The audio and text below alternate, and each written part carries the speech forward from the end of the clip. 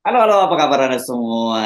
Ini saya akhirnya ketemu lagi dengan Bung Rocky Gerung. Ini banyak sekali kemarin yang menanyakan ketika berlangsung orasi namanya Oke Ganti Baru. Itu sebenarnya singkatan dari orasi kebangsaan ganti itu Gatot Nurmantio dan tokoh-tokoh Indonesia pembaharu. Katanya mereka pasti harusnya ada Bung Rocky kan bagaimanapun juga Bung Rocky adalah salah satu deklarator dari Koalisi Aksi Menyelamatkan Indonesia gitu.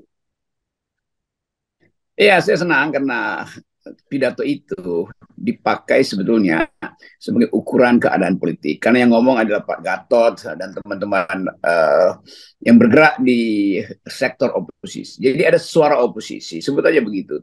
Dan itu memang fungsi dari mereka yang secara intelektual bisa menerangkan keadaan bangsa, tapi secara ideologis juga tidak ingin bangsa ini jatuh pada para pemilik modal itu. Itu dasarnya. Dan itu inline segaris dengan yang dibayangkan oleh Soekarno, dibayangkan oleh Sultan Syahrir, dibayangkan oleh Muhammad Hatta, dibayangkan oleh Muhammad Nasir. Jadi kita balik lagi pada ide bahwa negara ini diasuh secara intelektual untuk menghasilkan pemimpin, bukan secara survei aja tuh yang sekarang itu berlanjut. Nah, saya minta maaf karena saya ada di Padang dan juga lakukan hal yang sama dengan mahasiswa-mahasiswa di Padang yang berupa untuk melihat perubahan dan alternatif. Jadi Ya. kita tetap, nanti saya tidak hadir, tetapi saya ikuti pemberitaan itu dan saya pasti menerangkan pada mahasiswa saya di Padang bahwa ada kegiatan baru di Jakarta yang terkoneksi dengan kegiatan buruh, kegiatan oposisi, kegiatan mahasiswa yang sama-sama ingin melakukan perubahan.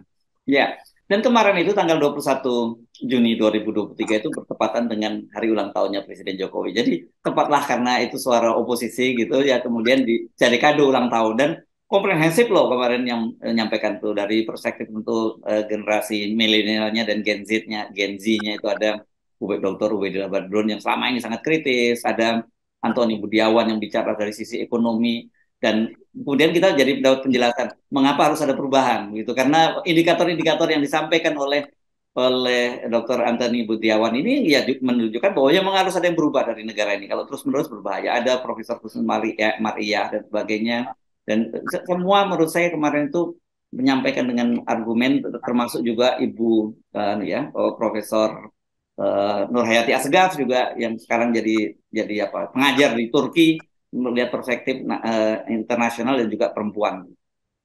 Saya kira itu barisan oposisi adalah barisan yang mengupayakan perubahan berdasarkan ide yang kuat. Ide yang kuat itu diperoleh melalui pengolahan data yang komprehensif dan terukur. Jadi betul seluruh parameter makro kita memburuk. Itu diterangkan dengan bagus oleh Anthony. Bu Asegaf menunjukkan kemampuan dia untuk melihat potensi Indonesia dalam politik dunia bahkan ketika dia ada di belahan Eropa itu.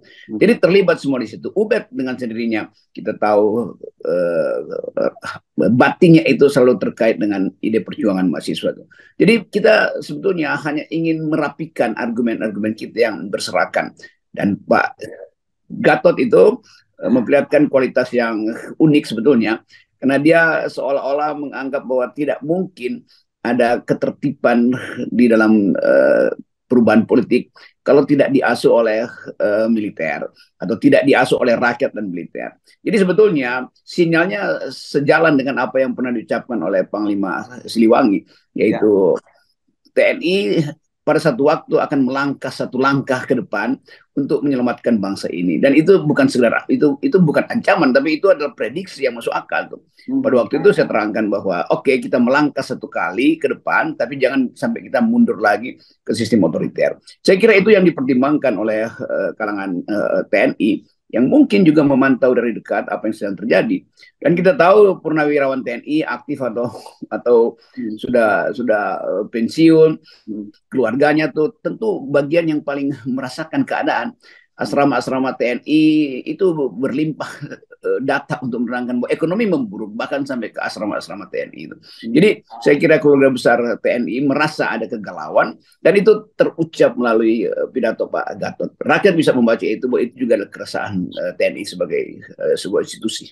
iya. Nah, oke, ada sorot itu dan saya kemarin juga berpikir panjang, berpikir mencerna lebih dalam apa sebenarnya yang disampaikan oleh Pak Gatot Nurmantio ya, karena kata-kata yang saya ingat adalah bahwa TNI itu tidak akan tinggal diam kalau rakyat dizolimi begitu, karena TNI itu bagian dari, ya lahir dari rakyat, dan dia bahwa rakyat itu adalah ibu kandung TNI begitu. Sekalipun itu kezoliman itu dilakukan oleh penguasa, itu tidak akan tinggal diam. Saya melihat memang ada garis merah itu. Dan tentu saja seperti Anda katakan tadi, kendati beliau itu sudah pensiun, tetap saja sebagai Panglima TNI tentu beliau bisa merasakan batinnya seperti apa TNI, dan tentu juga masih tetap terkoneksi lah gitu ya dengan para prajurit ini.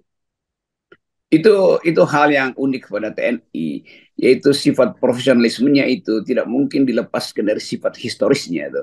Ya. Jadi keadaan semacam ini yang sebetulnya dilihat rakyat dengan telanjang.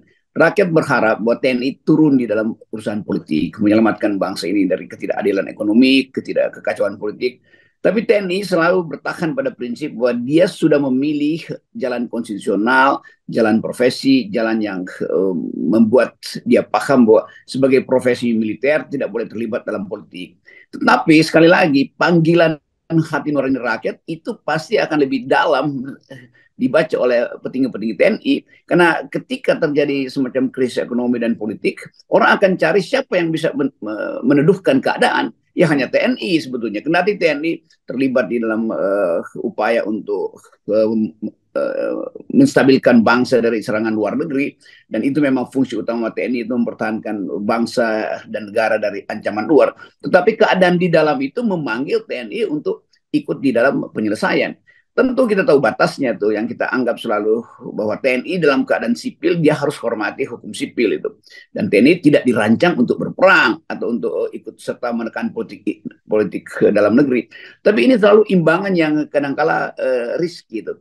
Kan kita menginginkan ada stabilitas politik di kalangan sipil supaya TNI tidak tergoda dipanggil ke dalam kekacauan politik, kan itu dasarnya kan. Tapi kalau yang terjadi instabilitas, ya orang akan anggap bahwa poin terakhir akhirnya mesti minta bantuan pada satu institusi yang secara historis dari awal bersifat politis, yaitu TNI. Memerdekakan Indonesia kan itu satu perjuangan politis dan diimbangi dengan perjuangan gerilya pada waktu itu.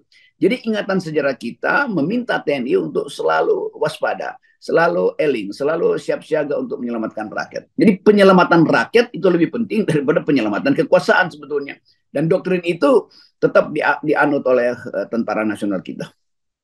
Nah, itu yang saya kira mungkin saya yakin masih banyak orang yang kemudian sedikit berhati-hati ya kalau menyikapi soal ini, Bung Rocky, ya, diskursus tentang kemungkinan TNI melibatkan diri lagi, karena bagaimanapun itu kan ada cerita di masa lalu gitu ketika TNI kemudian jadi penopang utama dari rezim Orde Baru yang berkuasa sekian puluh tahun gitu, dan godaan kekuasaan itu kan sangat besar sekali ya gitu. Apakah Anda melihat bahwa apakah kemudian ini jadi semacam momentum buat TNI untuk kembali lagi ke politik karena mereka mendapat justifikasi kan situasi bangsa yang membutuhkan itu?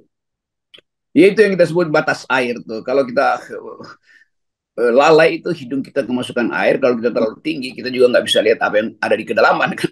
Dan ini sebetulnya godaannya ada di situ.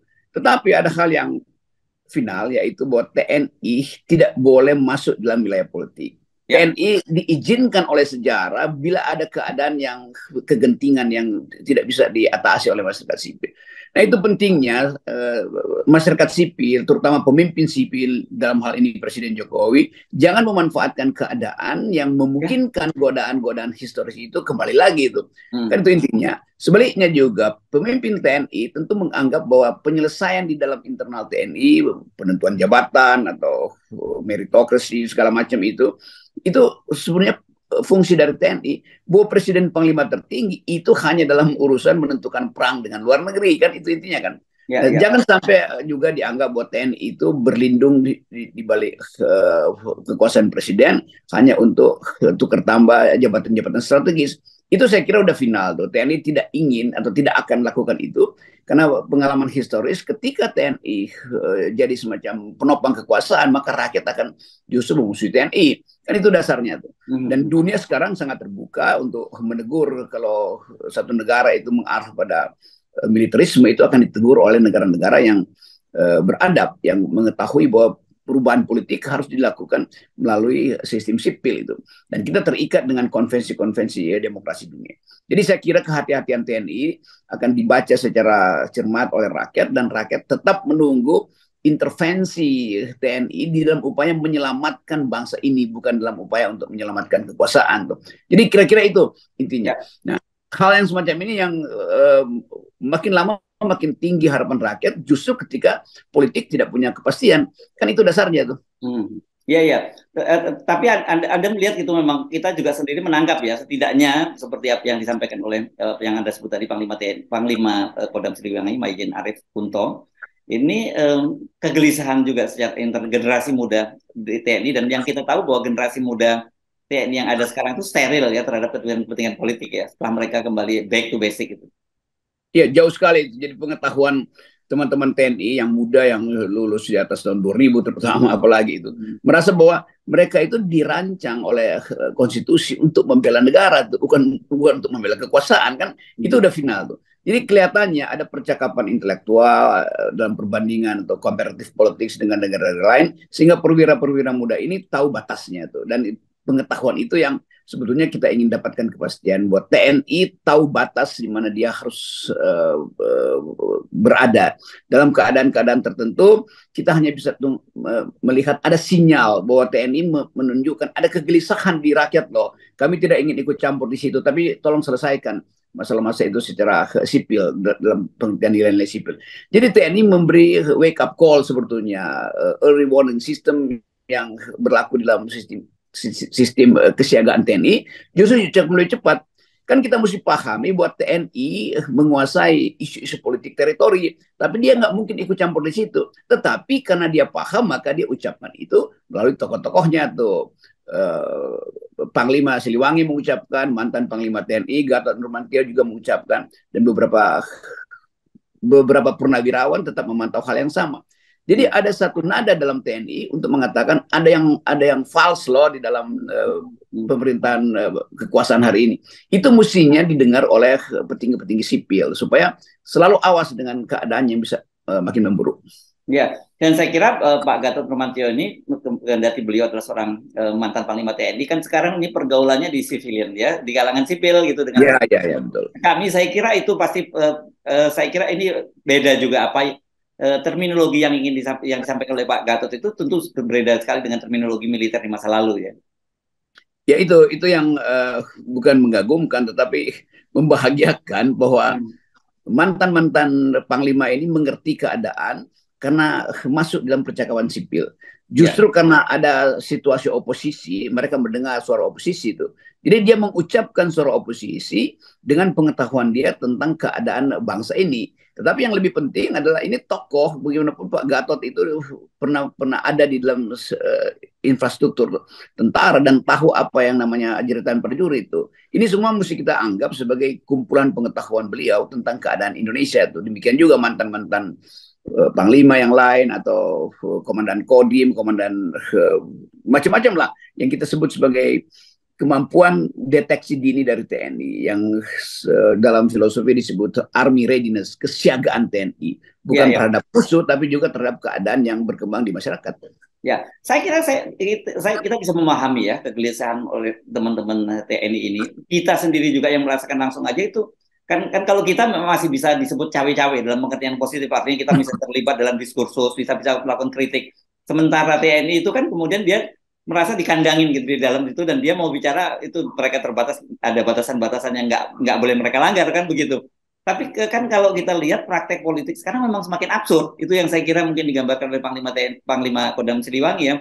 Hari-hari ini misalnya, Bung Rocky, kita lihat bagaimana misalnya kemarin misalnya Pak Jokowi bertemu dengan Pak Prabowo ketika nonton sepak bola, pertandingan sepak bola persahabatan antara Argentina melawan Indonesia, dan ada kalimat cerah gitu dari Pak Jokowi, kedua kali menyampaikan cerah gitu pada Pak Prabowo, dan itu diunggah di akun Twitternya Gerindra, ditafsirkan dalam percakapan. Ini artinya apa ya? Oh, ini artinya Pak Jokowi ini memberikan sinyal kepada Pak Prabowo bahwa situasinya cerah, artinya dia yang akan didukung dengan terpilih jadi presiden. Kan menurut saya makin absurd ini situasinya.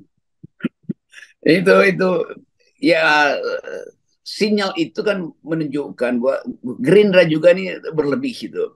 Karena seolah-olah Gerindra takut Jokowi akan pasang Ya, tangan di tempat lain lagi.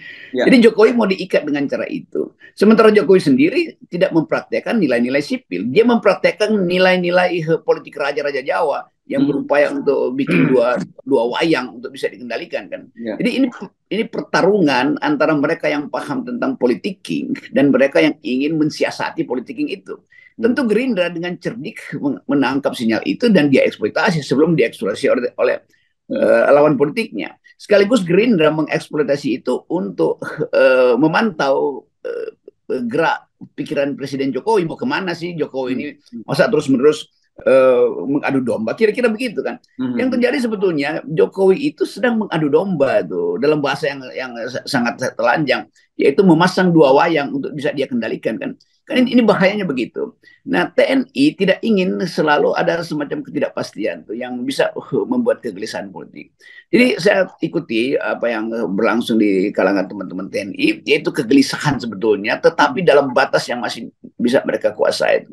Nah, Mhm. Pak Kunto itu pasti hari ini juga mungkin berpikir untuk membuat renungan baru karena itu udah 6 bulan lalu, renungan tentang potensi TNI masuk di dalam politik tapi dengan wacana yang civilian kan, itu intinya kan. Ya, ya. Sementara perkembangan internasional menunjukkan bahwa Indonesia diamati dari dekat oleh Amerika terutama karena potensi pemburukan politik di Indonesia, dan kita tahu bahwa setiap menjelang pemilu atau bahkan di awal pemilu kepentingan Amerika terhadap Indonesia itu jelas terasa tuh, karena kepentingan bisnis, kepentingan keamanan, kepentingan ideologi, perimbangan Timur Barat yang seolah-olah masuk dalam Patu yang dulu disebut perang dingin kan, itu pertentangan Timur Barat. Sekarang juga ada perang dingin kedua yang mengarah ke Indo-Pasifik. Jadi semua variabel itu dibaca oleh TNI. TNI bukan sekedar memberi sinyal tentang keadaan dalam negeri, tapi juga memberi sinyal bahwa kalau pemburukan keadaan dalam negeri itu tidak bisa diselesaikan secara civilian value, itu berbahaya terhadap stabilitas kawasan.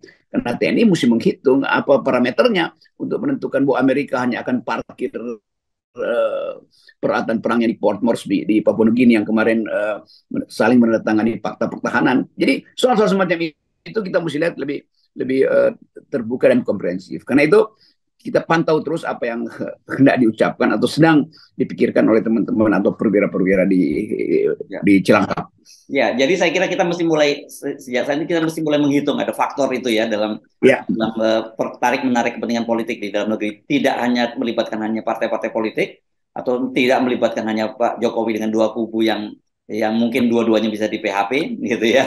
Tetapi faktor TNI ini menjadi sangat penting untuk kita perhatikan. ya betul. Jadi mulai sekarang kita coba kasih fokus pada apa yang dipidatokan oleh Pak Gatot sebagai bagian dari kegelisahan TNI sebagai institusi. Yes, oke. Baik, terima kasih Bung Rocky. Dan bagi kita semuanya kita nolkan semuanya ya kegelisahan dan itu Yes, nolkan. batin kita, Yes. batin demokrasi nol. Baik, makasih. Oke. Okay.